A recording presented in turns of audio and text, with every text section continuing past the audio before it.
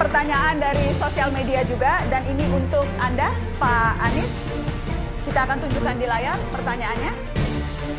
Untuk paslon 3. Katanya kampanye Anies Sandi gerakan rakyat, tapi mayoritas yang nyumbang kok Sandi sampai 62 miliar. Mana gerakan rakyatnya? 1,5 menit, silahkan. Kita bersyukur bahwa ada seorang pengusaha yang sudah berhasil dalam usia muda seperti Bang Sandi, yang kemudian memilih, itu bisa aja kok hidup nyaman, jalan ke seluruh dunia, keliling kemana-mana dengan dana. Dia memilih apa? Memilih untuk ikut bekerja buat Jakarta. Dan ketika itu dilakukan, bukan biaya sedikit, dan kita tahu itu sah saja bagi seorang pengusaha dengan ukuran dimiliki, justru membiayai. Kenapa? Ini seperti bayar balik jadinya. Rakyat, sumbangannya kalau Anda lihat, luar biasa. Kenapa spanduk kita beda-beda di mana-mana? Karena itu bikin rakyat di mana-mana. Biayanya jauh lebih besar daripada angka 62 miliar. Tapi angka ini, yang dari Bang Sandi, itu justru kita melihat kita tidak punya kebergantungan. Satu, ini sudah selesai dengan dirinya, bisa terlibat. Yang kedua, kami tidak punya hutang budi. Jadi karena itu keberpihakan kami bisa full pada rakyat. Kenapa? Karena perjalanan ini pun hutangnya itu bukan pada siapa-siapa. Dan artinya apa? Aturan akan bisa ditegakkan dengan baik. Jadi dengan dana seperti itu, gerakan bisa dibangun. Di semua masa selalu ada dana. Bedanya kita tunjukkan terbuka. Di tempat-tempat lain yang terjadi dananya besar-besar, tapi ada kamuflasenya. Kalau ini nggak pakai kamuflase, memang bener kok. Dari Bang Sandi, dan kita pertanggungjawabkan dengan sebaik-baiknya. Baik, waktunya kemudian saya berikan ke Pak Basuki 1 menit untuk menanggapi. Saya nggak ngerti gitu ya, kalau satu pribadi keluar uang gitu banyak, apa dia nggak nagih? Apa dia nggak minta tanggung jawab? Biasanya kami lakukan, ini rakyat yang sumbang. Bahkan datang ke rumah Lembang itu nyumbang, tiap hari 100 jutaan. Mereka nyumbang, foto sama saya nyumbang. Itu kecil-kecil gitu loh. Jual baju nyumbang. Itu yang saya maksud, supaya kita tidak berhutang budi pada si A, si B. Kita bisa lihat karakter kita loh. Selama saya jadi pejabat, ada nggak saya membalas budi orang per orang? Semua izin, perizinan perusahaan, itu kami upload di YouTube. Jadi orang tahu kenapa ya, kenapa tidak. Nggak ada tertutup. Ini yang kami katakan tanggung jawab. Makanya kenapa saya gagas kampanye rakyat. Saya ingin rakyat yang nyumbang. Orang saya ngelamar kerja kok. Ngelamar kerja pada rakyat yang nyumbang. Ya mudah-mudahan aja rakyat nggak mecat saya gitu. Karena udah ada yang mau mecat saya gitu kan. Waktu sudah habis. Pak Anies, tanggapan 1 menit. Dalam kenyataannya kita tahu jauh lebih besar.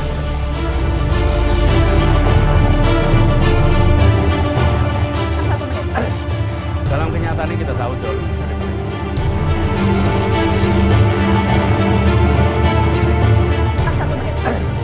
Dalam kenyataannya kita tahu jauh lebih besar daripada itu.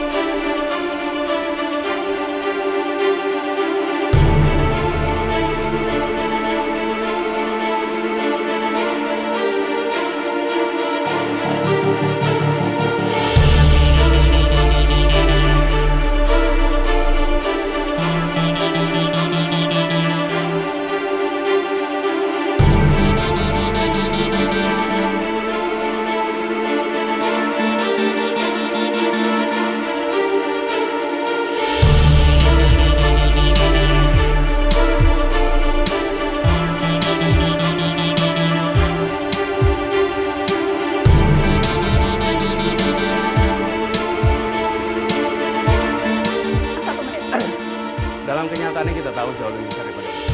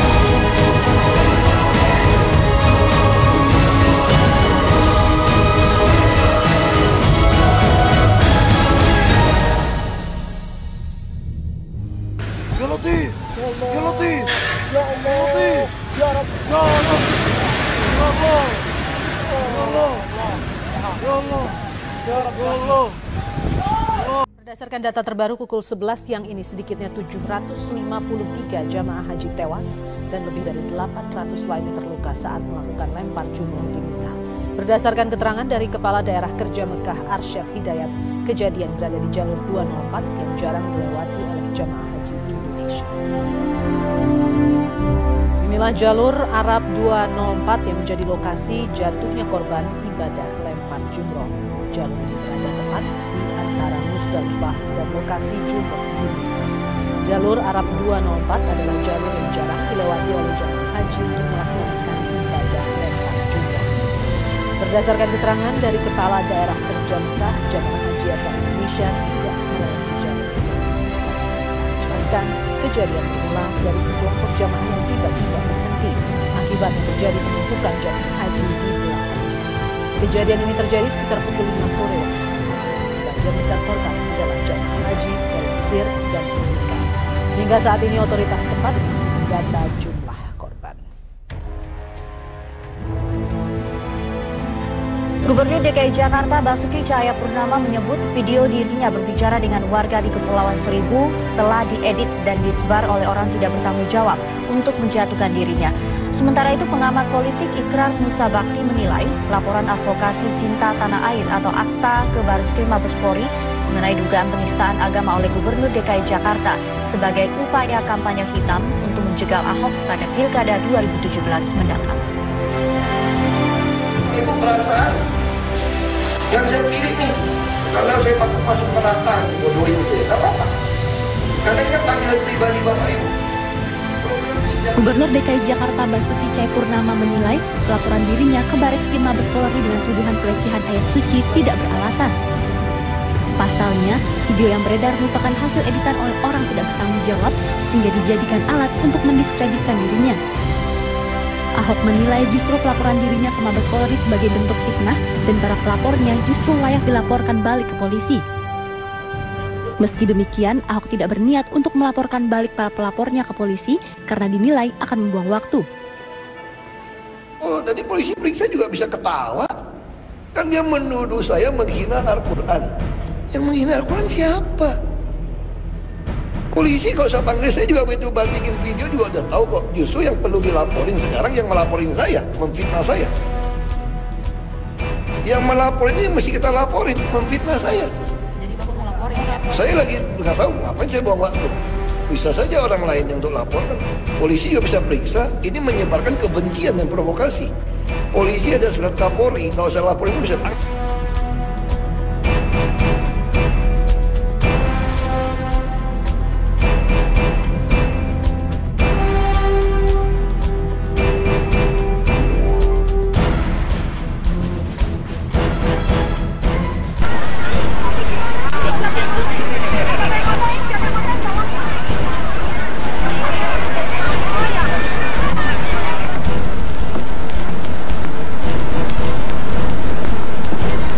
Deras sekali namanya hujan yang mengguyur kawasan Istana Bogor kali ini. Semoga ini tidak mengganggu kedatangan dan beberapa acara kenegaraan yang akan menyambut Raja Salman di Istana Bogor kali ini.